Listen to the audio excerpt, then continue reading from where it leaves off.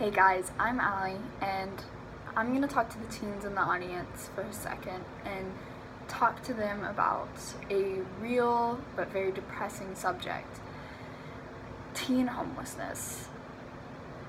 Before you turn your ears off, just hear me out. There are about 2 million kids on the streets right now who don't have a home and have no one to turn to. Up to 40% of those kids identify to be part of the LGBTQ plus community. That means that they were most likely kicked out or ran away from their homes because of who they are and who they love. That just isn't right.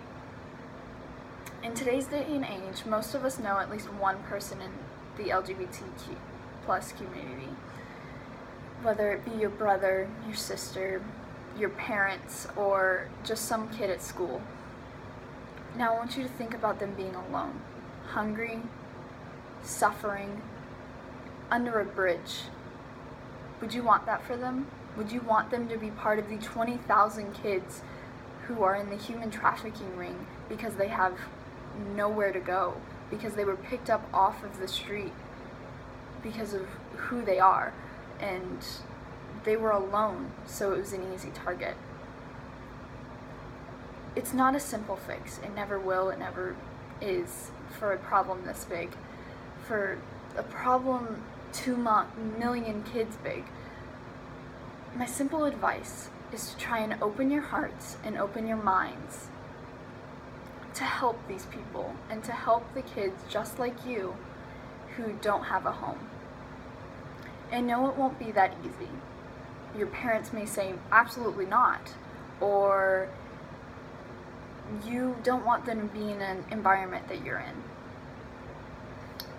Well, don't ever think that just because you're young that you can't do anything.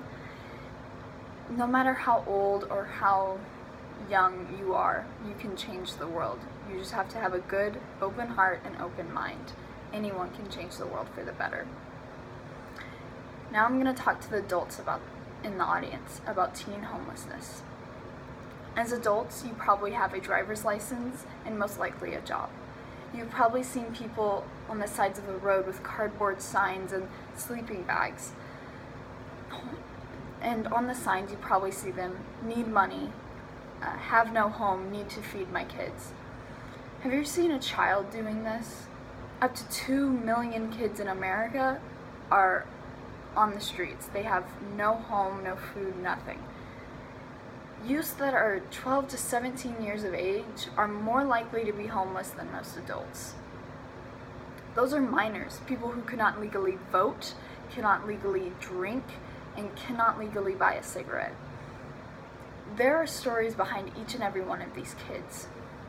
Whether they ran away or got kicked out, some stories are darker than others.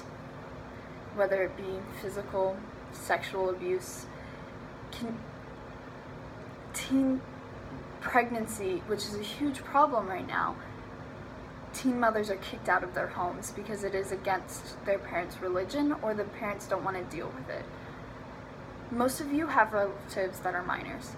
Can you imagine them suffering all alone? Can you imagine them being forced to leave a place that is supposed to be a safe and caring environment because of things like physical and sexual abuse? No child should have to suffer through that. Now, some of you are probably thinking, why can't the child just go into foster care? The honest truth is that they're scared. 46% of youth that are homeless experience physical or sexual violence. 46% of youth who are homeless experience physical violence, and 17% experience unwanted sexual activities. These people, these kids, minors, are scared of going into a new home and experiencing the things that they tried to get away from. Not only that, but the legal adoption process takes months and sometimes years to go through. There's no simple fix to teen homelessness. However, if you have open hearts, minds, and homes to these children, the rates of teen homelessness will go down exponentially.